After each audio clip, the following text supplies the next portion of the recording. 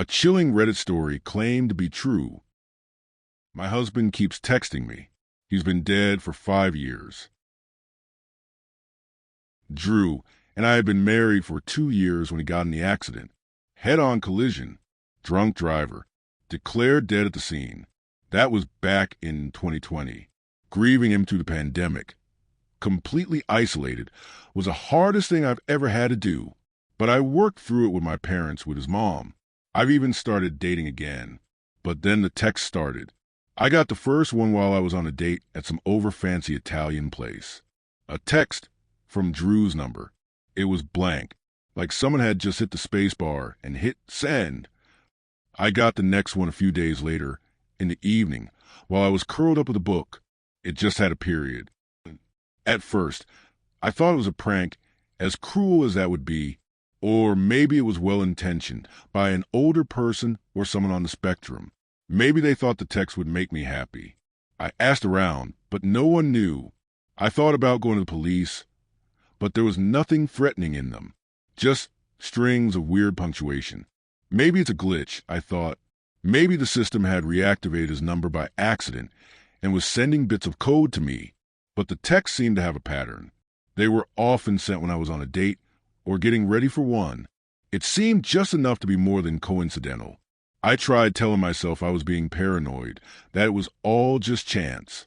As the anniversary of his death approached, though, the texts increased in frequency. They went from 1 or 2 a week to 1 a day. Comma, colon.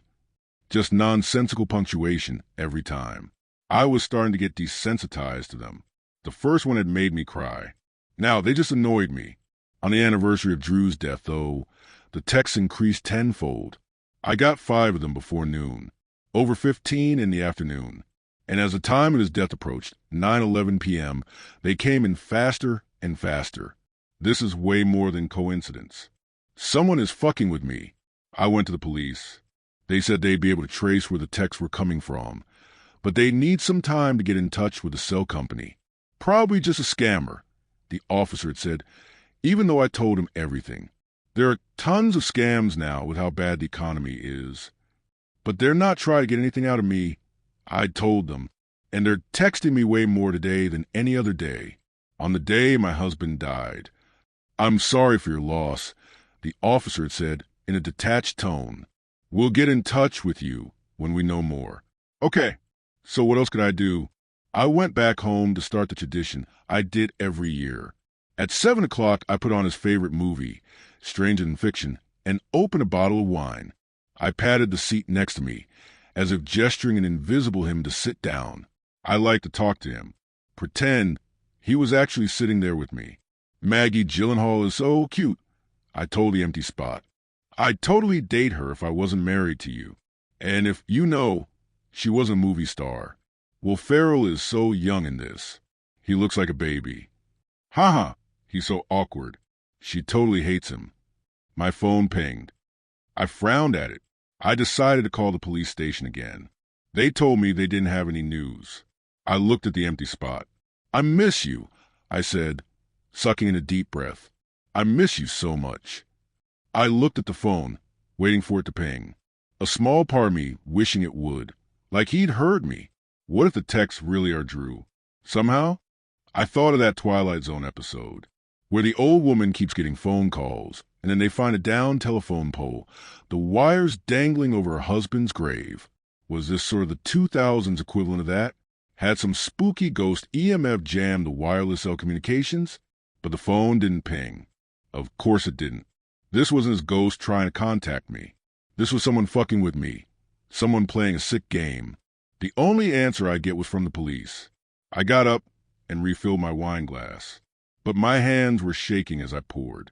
As I tried to set it back on the counter, I dropped it. Crash! The glass bottle shattered into 1,000 jagged pieces. Merlot wine like blood pooled on the floor. Fuck! I whispered, fighting tears. I got a garbage bag and bent down to pick up the pieces. Ow! The piece I'd picked up had sliced right into my thumb. Never clean shattered glass while you're tipsy and crying, I guess. Cursing, I stood up and ran my thumb under the faucet, staining the water red. Ping. I glanced over at my phone, sitting on the couch armrest. I turned off the faucet, made my way over to it. My heart plummeted as I saw the text. Not a blank text. Not a string of nonsense. A fucking smiley face. After I'd just cut myself. And not any smiley face. A colon, then a space, then a parenthesis. Exactly how Drew made his smiley faces. He never wanted autocorrect or chat or whatever program to turn it into an emoji or actual smiley face. Someone is watching me, and they really, really want to fuck with me. I ran over to the kitchen window, tiptoeing around the glass. I pulled the curtains shut over the sink. Then I ran around the house, checking every lock. I called the police. I think they're watching me. I whispered, "What?" They sent me a smiley face. Right after I cut myself. Okay, that's probably just a coincidence. They've never sent a smiley face before, or anything other than nonsense. Okay, calm down. You know what? I'm going to get in touch with the cell company right away. I'll call you back in about 20 minutes. Okay. I glanced at the clock. 8:59 p.m., 12 minutes before Drew died. I walked back to the couch, blood blooming on the paper towel wrapped around my finger. The phone was going off like crazy now. Ping. Ping. Colon. Ping. Shut up, I hissed. I looked at the empty spot. The pause frame of Maggie Gyllenhaal and Will Ferrell looking at each other. Ping. Ping. Ping. Shut up. 9:07 p.m. Ping. I picked it up. One word was mixed in with the nonsense. Colon. Run. Colon. Run. Colon. Run. Colon. Ping. The barrage of texts was cut off by my ringtone. The police station. Finally. Hello. I asked, my voice wavering. Get out of the house. His voice was low, coming through the speaker. The texts are coming from inside your house. All the blood drained out of my face. I leapt up and scrambled toward the front door.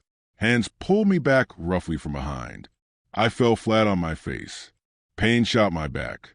I looked up, blinking, and found myself looking up at Drew's mother. Whore, she snarled, spit spraying on my face.